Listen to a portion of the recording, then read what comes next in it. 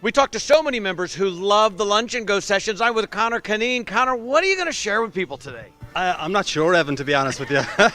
No, I'm actually going to be talking about a concept about engaging your employees and getting great customer service through the gift of GAB. Oh, tell me more. The GAB is actually an acronym, Evan, for goals, attitudes, behaviour. And if you adapt this concept of goals, attitudes, behaviour, it really does help you to get more engaged employees. And if you've got more engaged employees, you're going to get better customer service. And if you get better customer service, well, you're going to grow your business as well. Any ways that particularly plays out, you think, in a retail environment? Absolutely, because I think everyone has got to have clear goals. So, for instance, during the session, I'll be asking the members, what do they want to be famous for? That's kind of the goal I put to them. And if they know what they want to be famous for, i.e. a retail hardware outlet that provides great customer service, the best in the district, if that's the goal, let's work on making that goal happen. And I provide them with a number of daily micro goals that everyone can do, that everyone can put to their employees to help them to create that better customer service. What do you think of this format? Them getting to eat, listen to you? I don't think it's fair. I'm starving and they're eating. This isn't good enough, Evan. But it's really good though, because I think people need to get away from the marketplace. I mean, it's tiring walking those halls, speaking to vendors, exhibiting yourself, etc. Having the chance to sit down here, communicate, network with other friends, and then get some, what I believe is really good ideas that will help them to bring the gift of GAB to their retail outlet, that will help them to grow their business. So it's an excellent format.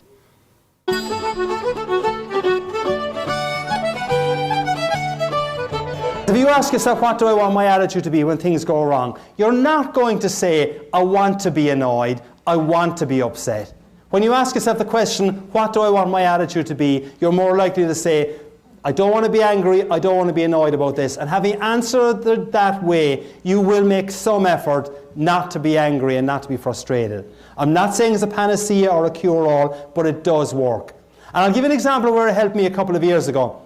I was driving in the western suburbs of Chicago in heavy rush hour traffic. Came to a set of traffic lights, turned left at the traffic lights, and a few seconds after turning left, I noticed in my rear view mirror a mobile discotheque. Cop car, flashing lights. So I pulled to the slower lane, he pulled to the slower lane. And I remember saying to myself, well, Holy St. Patrick and St. Bridget. Bit of respect there, please. Holy St. Patrick and St. Bridget, what could that fine officer of the law want from an upstanding citizen like me? Now, that was the gist of what I was thinking. I may have said just one four-letter word. But for those of you whose mind is in the gutter, the word was oops. Which, as you all know, stands for uh-oh, police, stop. Right. So I pulled into a little small parking lot at the side of the road, and as I was pulling in, I said to myself, now why does he want to speak to me? And the only reason I could figure why he might want to speak to me was when I had turned left at the traffic lights. They were slightly red. But not by a whole lot now, mind you. So, he is there on his computer checking me to see if in my case I'm a member of the Irish Republican Army, or even worse, a Cubs fan. Go White Sox! I have to tell you, depending on who I'm speaking to, I obviously try and put in a kind of an answer to that gets a reaction. But when I was speaking up near the Green Bay area a couple of years ago, I made the comment that the cop was checking to see if I was a member of the Irish Republican Army, or worse, a Packers fan. I didn't think I would get out of that room alive. So he was there checking my computer to see what my record was like. And I asked myself the question that I said you should ask when things go wrong. So I asked myself the question, what do I want my attitude to be? And I said there's no point in being antsy and annoyed about this. He probably doesn't understand the concept of slightly red lights.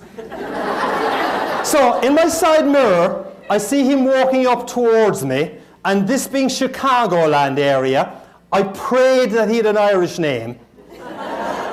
I pray that he had this vision of Ireland that the roads are still unpaved, that milk is brought to the creamery via donkey and cart, and that traffic lights, if they exist at all, are, well, basically advisory. I look up, Officer Schmidt,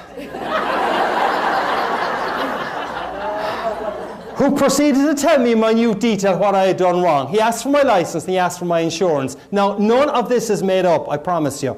I had asked myself the question, what do I want my attitude to be? As he is looking at my license, he says to me, "Sir, I like your attitude." I'm thinking, woohoo, I'm getting away with this. Then he looks at my insurance and he says, "Sir, your insurance certificate is out of date." My wife normally looks after that, officer. He smiled. I think he realized he was dealing with one more administratively incompetent husband. Ladies, you know the story, I'm sure. Now, I should tell you that this event happened on the 16th of March. Okay? One day before St. Patrick's Day. So the rest of the conversation went as follows. We're having great good fun, and as you will see, it continued that way. Okay, ladies, Butterball Turkey Talk Line. What did you think of the Irishman? Hey, what did we think? Nicole and Sue here with the Butterball Turkey Talk Line. Connor, you were amazing. So good. So good. Engaging. We might have to even have you back. Yeah. Thanks, Connor. Turkey Talk Liners, loving it. Loving it, yeah. Thank you very much. It's been a pleasure. Thank you. Bye. So the rest of the conversation went, how much will this cost me, officer? He said, "I'll cite you for the red light. I'll leave you go on the insurance. That'll cost you $75, sir." $75? Do you know how many pints of Guinness I can get tomorrow for $75? The guy cracked up laughing.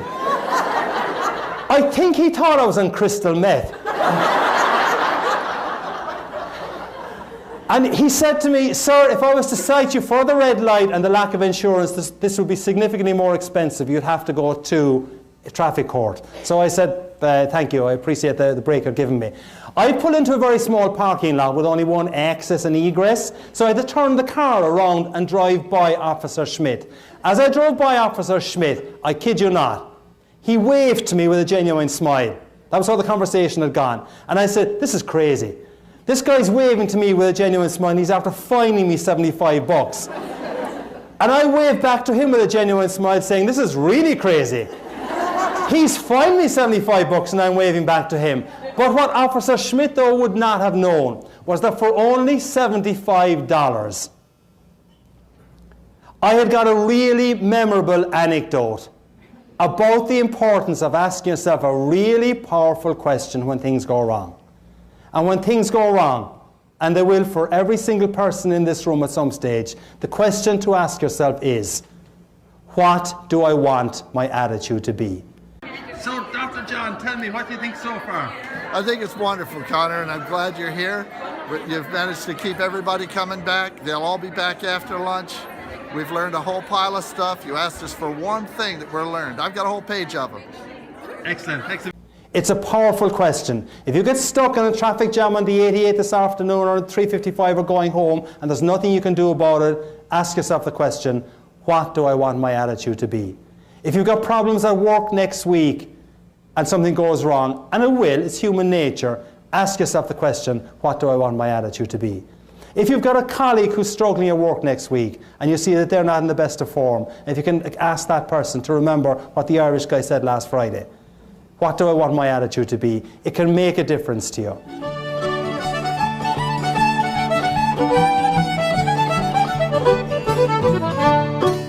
How do you feel when you achieve a goal?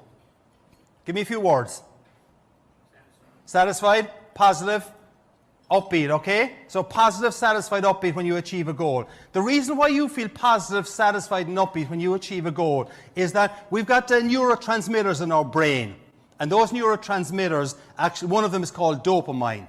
And what happens is when you achieve a goal, the dopamine kicks in. It's known as the feel-good chemical. The dopamine kicks in, makes you feel better because you achieved a goal. Dopamine impacts the way we react to things. That kicks in after we've done something good. So what I'm going to suggest to you is 5 daily micro goals that will get dopamine kicking in. that will make you feel better and will also help you to engage your employees. Anthony Trollope, the English writer, said that a small daily goal, if truly done daily, will beat the labours of a spasmodic Hercules. A small daily goal, if truly done daily, will beat the labours of a spasmodic Hercules. What I'm putting to you is 5 micro goals that if you do on a daily basis, it will change the atmosphere, change your organisation. Those 5 micro goals, chaps, actually spell out the acronym, chaps, and there is a 1-page handout on the table for everyone. So if we can remember the chaps acronym, it's going to make a difference. I'm going to ask you another question. Would you agree that when someone compliments you, you feel better about yourself? Yeah? Would you agree that when someone compliments you, you're likely to feel a closer bond to that person? Right? Okay, yes. So we'll flip it around another way. Would you agree that if someone compliments you, you're likely to feel better about yourself? Yeah? Would you agree that when someone compliments you, you're likely to feel a closer bond to that person? Yeah? Compliments work. It's the first letter or first micro goal in the acronym CHAPS. And here's the question I would put to you, and then we'll put it into a daily micro goal. The question is, how often do you compliment other people's work? How often do you compliment colleagues? How often do you compliment your employees? I'm not asking necessarily for an answer now, but I'm asking you to think about it. So, the micro goal I'm going to put you is that my micro goal is that when I get back to the store on Monday, I will compliment one of my employees. Let's start with 1. The idea is that if I compliment one employee, and I've set it as a micro goal, what happens is that when I'm complimenting Jose or Jeff, because I've set it as a micro goal, I'm going to hear myself saying, hey, I've achieved my micro goal and I feel slightly better about myself. But how do you think Jose or Jeff is going to feel? They're going to feel good, way better about themselves as well. A simple daily micro goal to compliment one employee each day. You can go further if you wish, but let's start with the 1. It will make a real difference.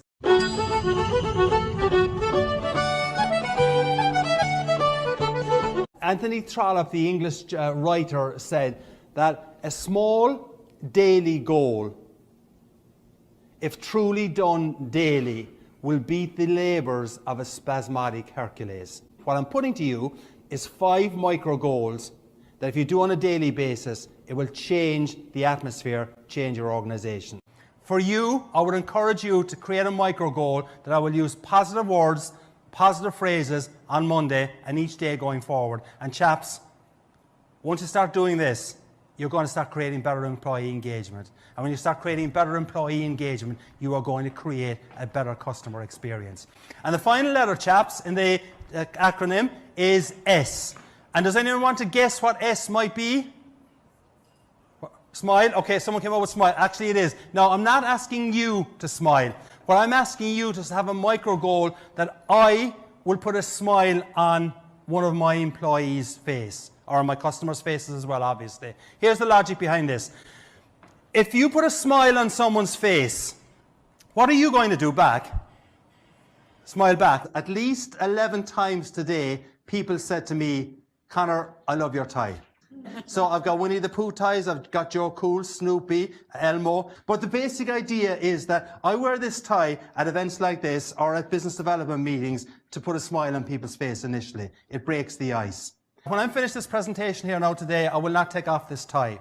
I'll be flying, I don't get home until 8 o'clock tonight, I think, into Chicago.